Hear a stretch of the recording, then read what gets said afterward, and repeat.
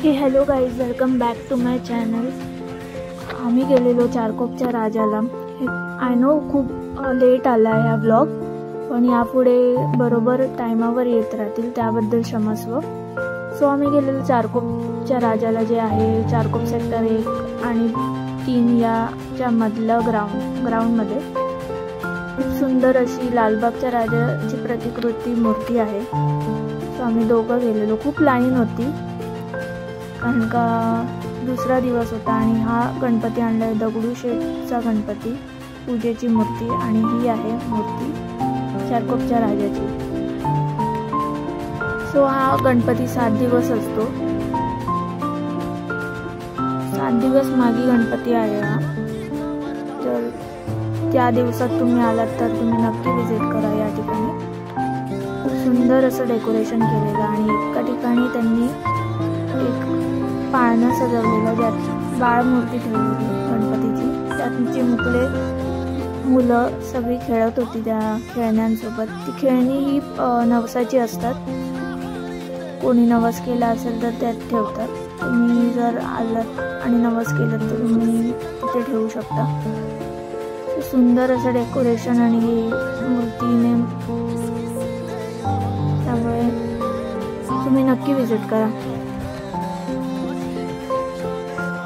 So next आम्ही गेलेलो चारकोपच्या चिंतामणीला, जे आहे चारकोप सेक्टर 8 या ठिकाणी. ही पण मूर्ती सुंदर होती, कृष्ण मूर्तीच्या रूपात होती. इकडे पूजा मूर्ती आणलेली चिंतामणी देवस्थान इथून. सो ही आहे मूर्ती. खूप सुंदर असं डेकोरेशन होतं. त्यानंतर आम्ही गेलेलो चारकोपच्या पेशव्याला, जे सर्वात सुंदर असं डेकोरेशन होतं तिथलं. हे आहे मागीचे गणेशोत्सवामध्ये बसलेले गणपती. हे 7 दिवसाचे गणपती आहेत. जे मेन आहेत ते आम्ही बघितलेत. सो हे खूप सुंदर असं लायटिंगचं डेकोरेशन केलेलं आणि खूप मनमोहक होतं. बघतच राहावं असं वाटत होतं. तुम्ही जर आलात या ठिकाणी 7 दिवसात जर मागी गणेशला, तर तुम्ही नक्की विजिट करा. आणि आजकाल POPचं हे चालू आहे, त्यामुळे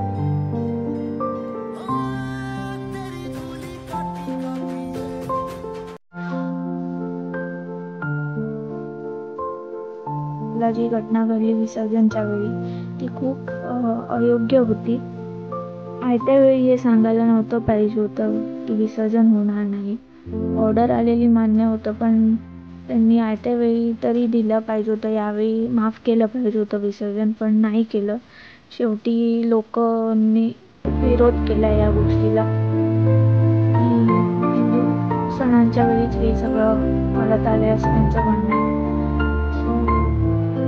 ते पण बरोबर आहे की हिंदू सणाच्या वेळीच काय ना काय या लोकांना परमिशनची हे लागते, बाकीच्यांना परमिशन मिळते. त्यामुळे हे कितपत योग्य आहे ते आपणच ठरवूयात आणि आपण हिंदुत्वाला पुढे नेऊयात.